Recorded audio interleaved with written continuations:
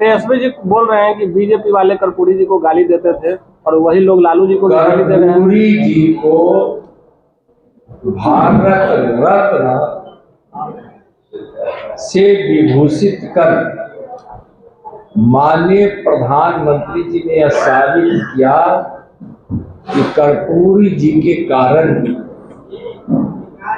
पूर्व में बिहार के दलित को, पिछड़ों को, अति पिछड़ों को अधिकार मिला, न्याय मिला और उनको भारत रत्न से पुरस्कृत किया।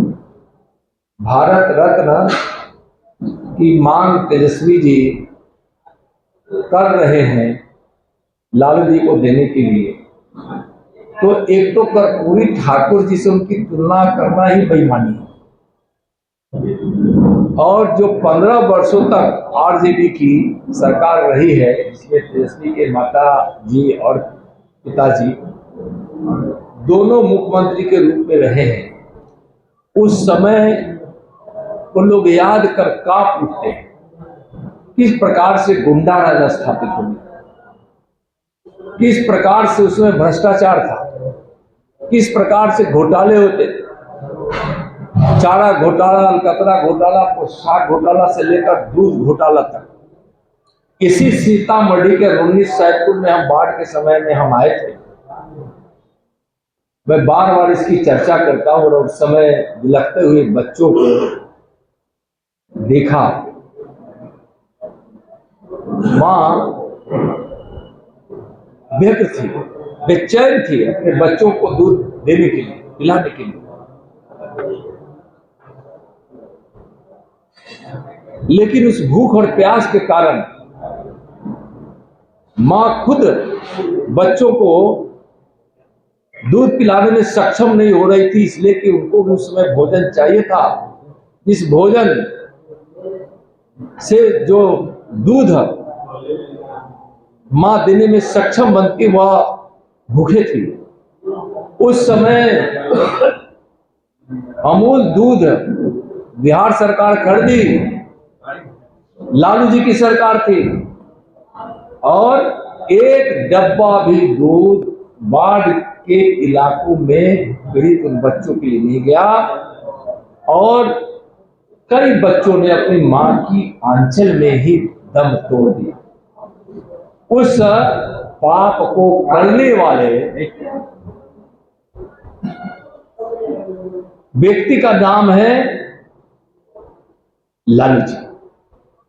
उस पार्टी का नाम है, इतने बड़े अत्याचार करने वाले जो बच्चों पर भी संवेदनशील न हो सकी, उस पार्टी का नाम है आरजेडी, जो सिर्फ और सिर्फ अपने परिवार के लिए सत्ता हथिया कर परिवार के सुख की चिंता करने और परिवारवादी विचारधाराओं से बिल्कुल ओतप्रोत होकर सिर्फ परिवार के लिए ही जीने की और सत्ता की बात करने वाले क्या बोलेंगे तेजस्वी जी? किसके लिए, किस काम के लिए उनको चाहिए? जंगल राज स्थापित करने के लिए, कि गुंडों को संरक्षण देने के लिए, या फिर जो अपहरण हो जाए तो उसकी पंचायत सीएम हाउस में हो इसके लिए, कि उनके उस समय के विधायक और मंत्री गुंडों को संरक्षण देते थे? कोई पीड़ित परिवार जाता था तो उनको दुत्कार मिलता था, दुकान लूट लिए जाते थे, मोची को बूट पॉलिश कर, जूते पॉलिश कराने के बाद पैसे नहीं देते थे, कहीं किसी शिक्षण संस्थान में पढ़ता हो तो उसका वो फी नहीं देते थे, खुलेआम मां बहनों का बलात्कार होता था, आगजनी होती थी, शिक्षा की कोई व्यवस्था नहीं थी, सड़कें चौपट थी, अस्पताल की हालत बदतर थी, सामाजिक ताना बाना पूरी तरह से तोड़ दिया गया था। तो जिस प्रकार से उस 15 वर्षों में जंगल राज और अराजक राज रहा है, और उसके पुरोधा को, यानी कि जिनके नेतृत्व में यह सब हुआ, उनको भारत रत्न मिले। भारत रत्न जो मिलता है वह सेवा, समर्पण, त्याग के प्रति मूर्ति होते हैं। और मैंने इतने चीज गिना दिए जिसमें न कोई जनसेवा है, न कोई विकास है, न कोई सेवा है, न समर्पण है, सिर्फ परिवारवाद है, भ्रष्टाचार है। वैसे लोगों को भरण कर देने की सरकार भी पुराना धाम और सीतामढ़ी के विकास के लिए जो जो आवश्यकताएं हैं उस पर काम कर रही है।